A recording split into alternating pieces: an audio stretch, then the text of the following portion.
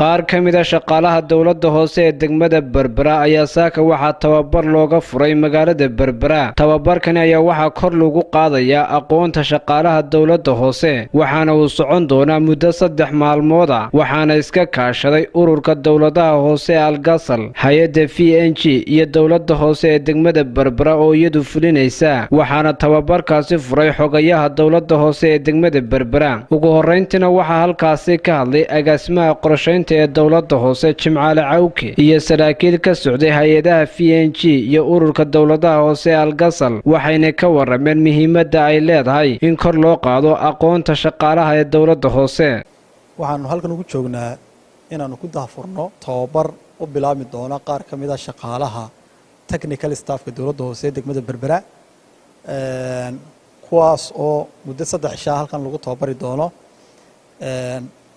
maamulka ama maareynta heerarka mashaariicdu ay maraan. runtii dowladda hoose waxay sanad walba qabataa mashaariic kala duwan. mashaariicda iyada sidii wanaagooda iyo quality-gooda kor loogu sii qaadi lahaa. shaqaalahan waa shaqaalihii lagu tababari lahaa in arrinta iyada ka shaqeeyaan. tababarkan waxaa iska kaashanaya ururka dowladaha hoose ee Algasal, hay'adda VNG oo naga taageeraysa waxaana toos u fulinaysa dowladda hoose ee degmada Berbera. مشروع كمية مشاريع ذا كالصعدة دقمة بربرة أو لهذا أسباير مشروع أسباير ومشروع بايلودا أو كالصعدة دقمة هوسي بربرة دولة هوسي بربرة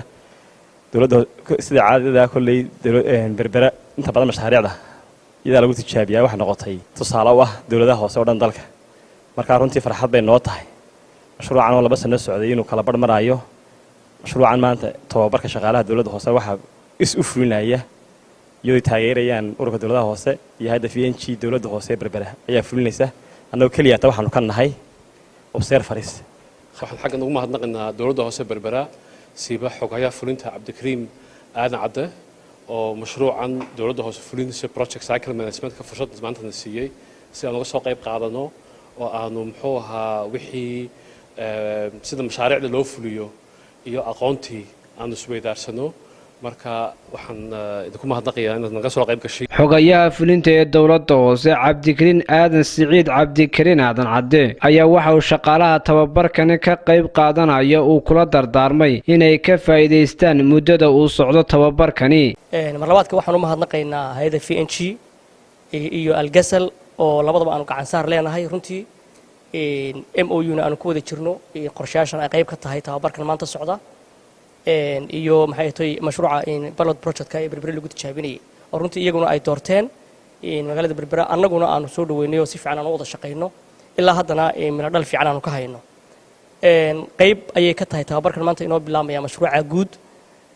mana aha tababarkii ugu horeeyay horena wuu soo qabsoomay tababaro kala duwan oo in-house iyo dibadda abina way ku jiraan insha Allah tacaala sida qorshuhu ahaa. marka laga hadlayo cid shaqeynaysa ama institutionna tababarada ama kor u qaadida garaadka iyo aqoonta shaqaaluhu waa muhiim aad iyo aad bay muhiim u tahay. waxaan aad iyo aad ugu mahadnaqayaa key staff memberska dowladda hoose ee halkan jooga ee la soo xulay ee ka socda inta badan ba waxyaha kala duwan dowladda hoose oo aan kalsooni badan ku qabo inay tababarka sidiisa u qaadanayaan. waxa weeyaan dardaarankaygu inaa waqtiga ilaalisaan maadaama uu time-ku very congested yahay maskaxdiina aad u furtaan oo maartay tababarkan aad weelaysaan sababtoo ah waa tababar continuation la hoos soconaya innagana la inagu tijaabinaya waayo waxaan doonaynaa waxa halkan ku barataan inaan dowladda hoose iskula noqono oo aad tijaabisaan. waxa weeyaan mashaariic baad diyaarin doontaan waa la idinla eegi doonaa capacity-geena iyo maxay tahay awoodda aynu u leenahay diyaarinta iyo qoraalada iyo maxay tahay ka hawlgalka mashaariicda ayuu ku saabsan yahay maxay tahay tababarkan. waa Cabdirasaaq Qaasim Jaamac wararka telefishinka Somali News magaalada Berbera.